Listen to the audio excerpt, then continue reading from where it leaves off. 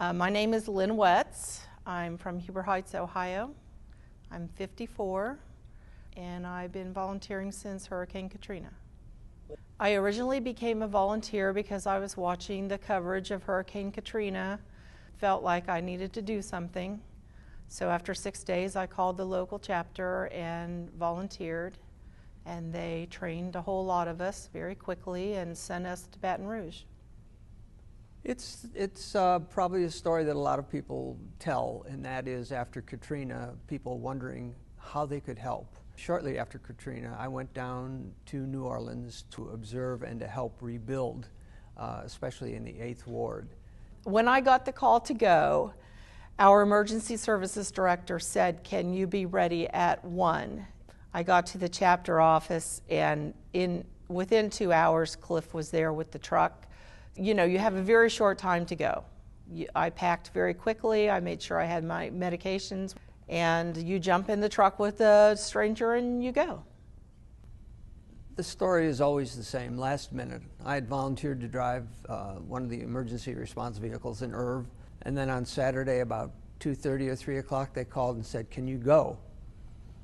And I said, "Let me check." And I said, "Yeah." They said, "Can you go in 2 hours?" I said, "No. How about 2.5 hours?" And they said, "That'll be fine. And oh, by the way, you'll have to drive to Dayton and pick up the partner that's going with you, Lynn." I said, "That's fine."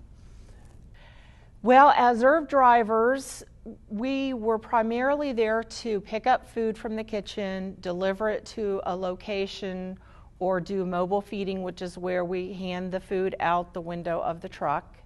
We would stand around in the cold at the kitchen for a couple hours waiting to get loaded up, and they would send us somewhere, and we'd go back to the kitchen and they'd give us a new route and we'd go out again.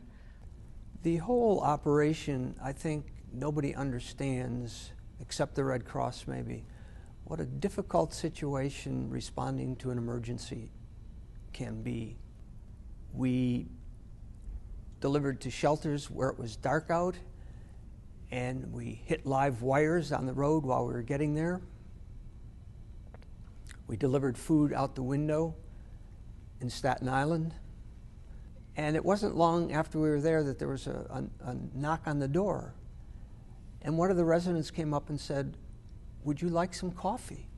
You know, in the midst of all this suffering, these women, this person was interested in making our being there a little more comfortable. In the American Red Cross, when there is a national disaster, there are different categories and subcategories. I was in mass care and sheltering. So that means I work at the client shelters, which are usually high schools or churches or hospitals. We provide food, mental health, and any moral support that they might need, running the shelter pretty much. So. This particular assignment, I was going out as a supervisor for the mental health role. What we try to do is just deal with the opposite side of the physical damage. We see a lot of the physical damage on the news, and that's what people think of, but there's a whole emotional side to this whole process as well. My team or the folks at a company try to help those people begin the process of putting their lives back together again from the emotional aspect. I truly believe that my life changed more in those 2 weeks than in the last 2 years.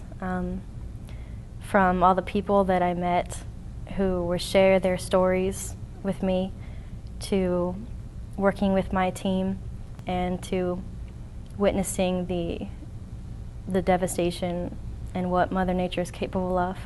And what amazed me the most was these people were so open to talking about their experiences.